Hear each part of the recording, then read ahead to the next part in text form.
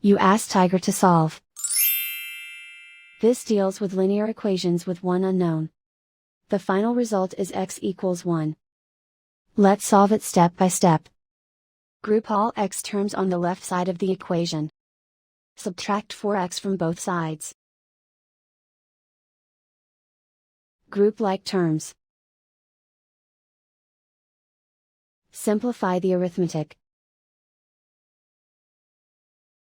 Group like terms. Simplify the arithmetic. Group all constants on the right side of the equation. Subtract 8 from both sides. Simplify the arithmetic.